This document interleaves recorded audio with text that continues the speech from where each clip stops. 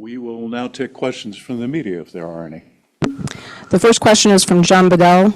People hear a lot of statistics and data about human trafficking, but what is the personal impact of the people who are exploited by this kind of crime? Yeah. So when you're trafficked, it invades the most personal and intimate part of your humanity. The trauma that is inflicted by trafficking is something that the survivors end up dealing with for the rest of their lives and frequently require years of assistance to be able to begin to get away from the post-traumatic responses. It's economic, it's spiritual, it's human, it hits families, it impacts the communities, it impacts our economies. This is really among the most horrific crimes that happen in Ohio, and that's why you see all of these dedicated public servants behind me working so hard at it. The next question is from Lacey Crisp of 10 TV. This is an annual operation. Why continue to do it? Why can't what? Why continue to do it? Oh, well, we keep arresting more people. I would love to not have to do these sweeps because that would mean that human trafficking wasn't happening in Ohio. But the fact of the matter is it does continue, and I'm happy from this standpoint. The light that these stings and the education efforts are shedding across the state are bringing more people out of the shadows. We're learning more, it's becoming more visible, and the public can help by using our human trafficking hotline as well. If you see something, say something, you've heard it before, it's not your responsibility to know whether there's more to the story. We'll find out whether there's more to the story, but let us know what you see, let us know what you hear. If you're worried, we'll sort it out. Just call 188-END-OHIO-HT. The next question might be regional specific, so let me know if someone else needs to answer it. But the question is from Madison Tromler. What role did Mahoning Valley Human Trafficking Task Force play in the operation specifically? Take that. Anybody? Perfect. Sure. Matt Hilbert with Ohio Organized Crime. So the Mahoning Valley Human Trafficking Task Force, every year that we do this, participates. This year was no different. They did several stings in their county, focusing on the demand reduction or the John stings as well.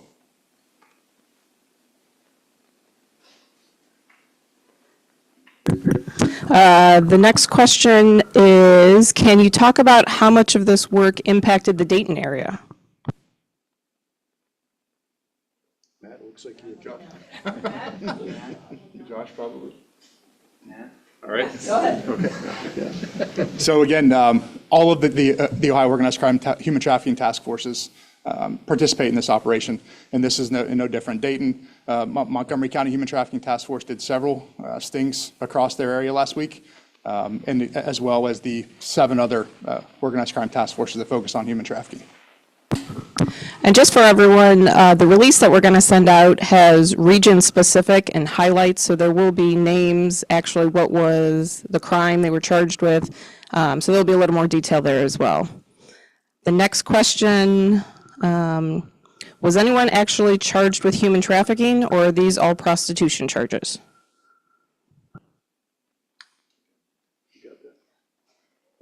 Coming in again, Matt Hilbert. So no, on this operation, nobody was charged with the felony human trafficking person charge. There were several who will be followed up on across the state, actually multiple that will be followed up on, but nobody was charged in this specific one with that. State your name and your title. Sure. I know you're talking. It's Matt Hilbert with Ohio Organized Crime Investigations Commission. I'm the deputy director there. The next question is from Laura Bischoff. 110 arrests plus 22 of those seeking sex with kids. Total arrests 132. Also, how many arrests made of the third parties who profit from the sale of sex? The same question as the previous one. I don't have an answer on promoting prostitution. We can check and get that answer out to them. Let me add something real quickly to that. Human trafficking cases are a little bit like other high-end criminal offenses, racketeering or bulk weight narcotics sales. So the stings don't produce typically those high-end arrests. What they do is produce the cases that end up producing the leads that lead to those. We just announced a couple weeks ago up in Cleveland a human trafficking arrest. They do occur, but they tend to be the result of longer-term investigations. So it's not unusual that the sting, which is much more oriented toward the street and the retail end of this, doesn't get the higher ups. We need to work up the food chain. Rest assured that we will. We have another question from Brian Duggar. Can you talk about the operation and how contact was made with potential Johns? Well, we're not going to do that. That's going to get into means and methods and techniques, and we're not going to educate the criminal element as to how we do our work. The next question is, are you able to specifically say where the 100-plus arrests happen, counties involved, and the age range? I can tell you that that information will be in the press release. Age range, professions, names, and the regions where they were. So we're going to go to the next one. If there's follow-up questions, by all means, reach out to our comms office. Another question, is there anything more you can describe about what you found in this specific operation? Are there arrests connected? So again, there's a great deal of detail in the news release.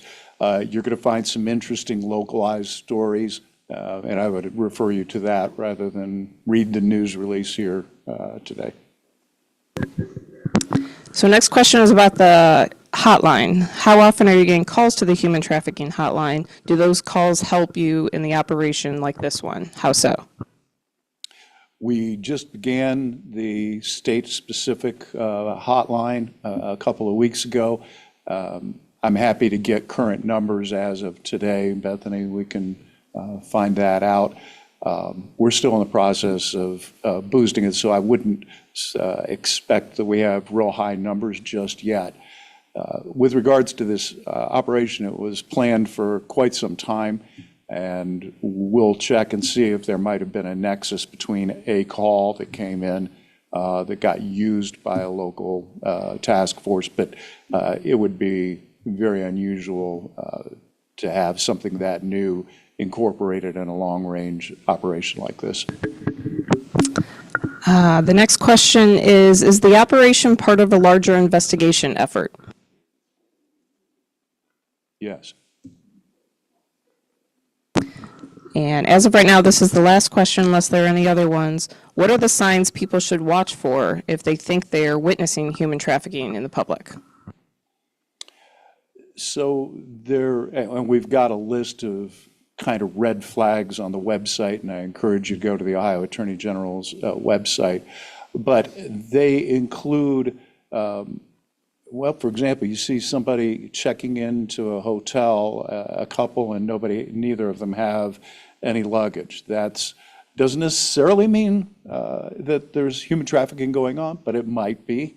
If you see someone in public who appears to be dominating another person who and directing them, and that they don't feel they don't look free to leave. I was in an Ohio city and actually in a carry-out here myself about 6 weeks ago, getting a Gatorade, and I noticed a 14-year-old-ish girl, skinny, gawky, who had a much older person who was holding on to her arm and shepherding her around the carryout and walked her up to the checkout station, left the same way, put her in the car. I was very concerned about it. I called the local law enforcement and suggested that was something that they ought to look into. Look for things that don't seem right, and there's a list of the different kinds of things to look for on our website. Another question, AG Yost, you mentioned wanting local prosecutors to hold those who were arrested accountable. Have you had conversations with local prosecutors' offices about declining charges for suspects arrested in connection with previous statewide human trafficking stings like this one? Well, I want to be clear that I'm not necessarily talking about declinations, although there have been a few dismissals as well. Yes, I've had conversations with local prosecutors. We will continue to have conversations with local prosecutors. I think that this comes down to an education issue. People still tend to view purchasing sex as being somehow divorced from the issue of human trafficking. But the fact of the matter is there is no human trafficking unless people are buying sex.